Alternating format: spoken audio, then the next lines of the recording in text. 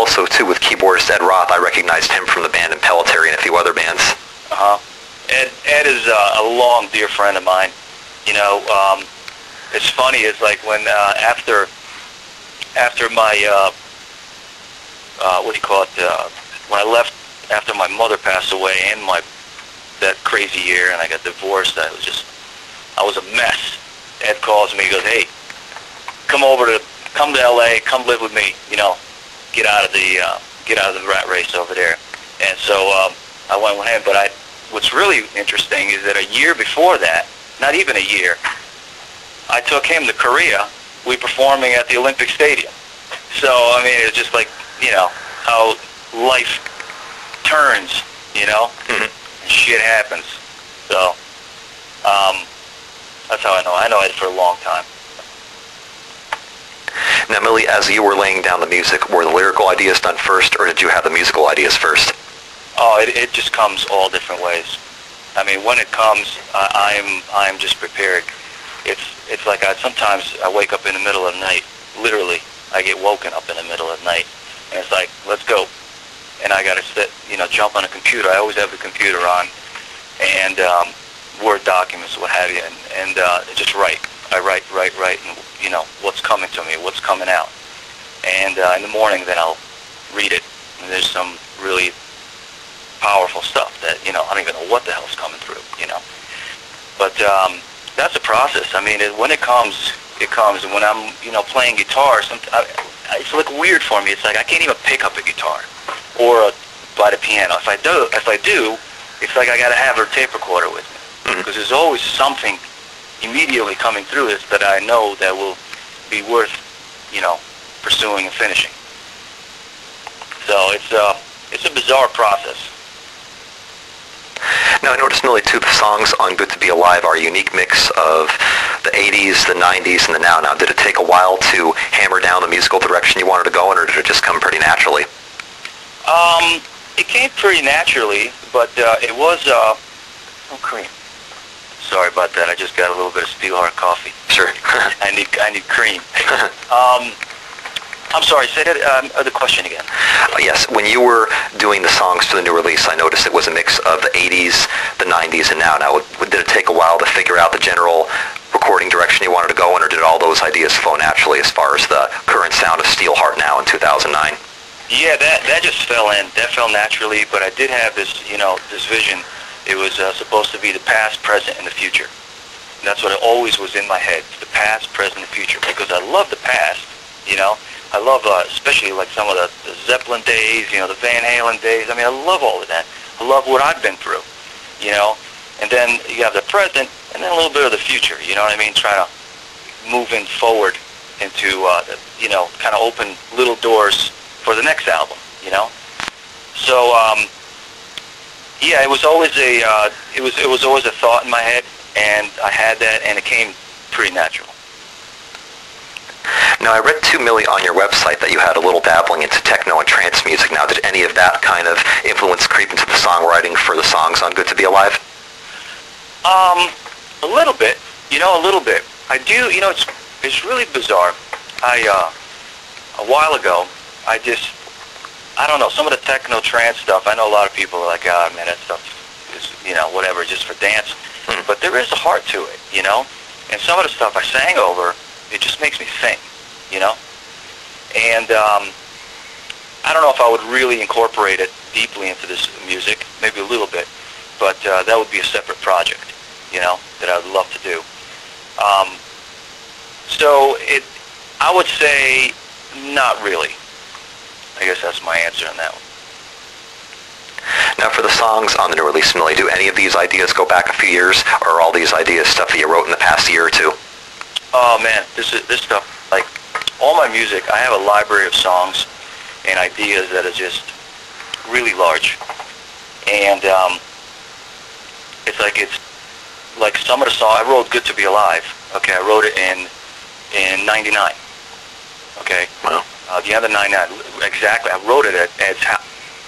Okay, when I literally went from being, you know, top of the world to the second time, should I say, to nothing, you know, sleeping on the floor.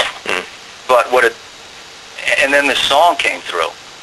You know, that it's not all about the materials or the, you know, everybody knows this, but I really had this strong, you know, feeling. I just wrote this song. My mother died.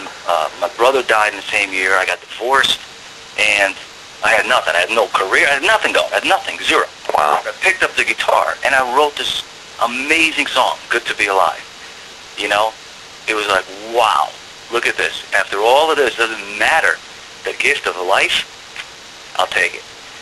So that was in '99. I wrote, let's say, I Breathe. Part of I Breathe I wrote in 97, 98.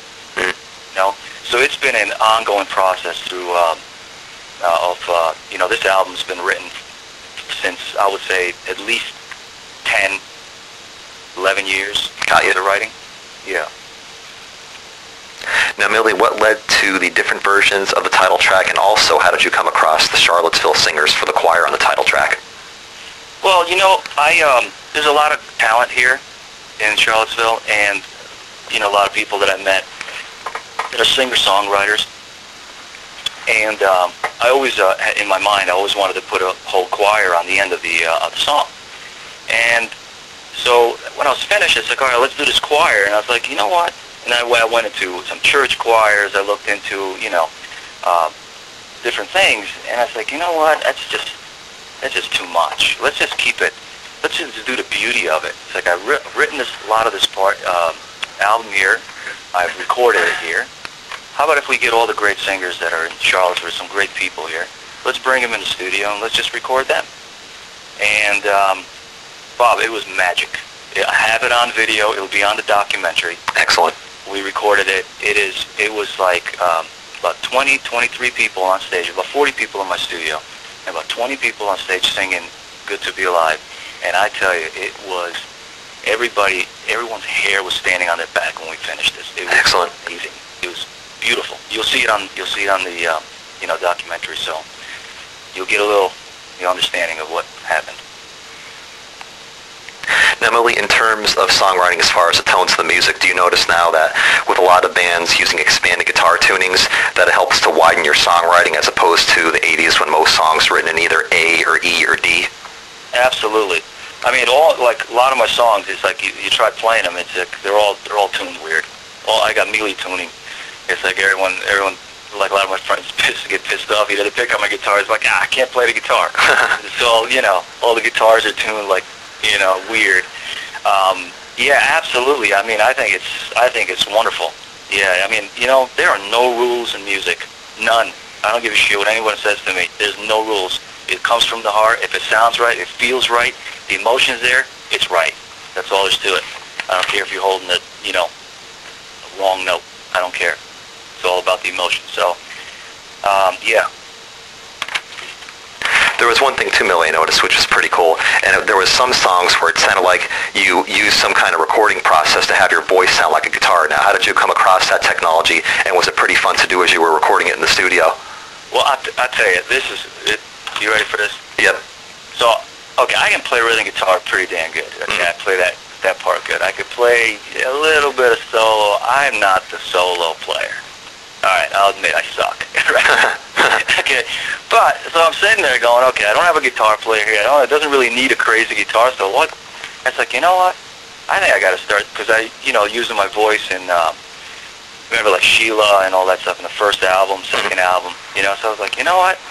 I think it's time to do some guitar solos with my voice, and that's what I did. So I plugged into a Marshall wah-wah pedal, and I started. And I just started doing solos. So if you know, like song "Shine a Light for Me," the opening and the middle of it. Yep. That's all voice. That's through a Marshall amplifier, wah-wah pedal. LOL has it. A few others.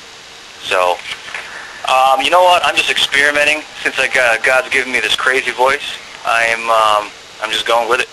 You know, and I really enjoy it. It really kind of makes you got to see it live because people are like looking at me as I would say maybe a crazy man here, but it's awesome. It is awesome. Full power energy.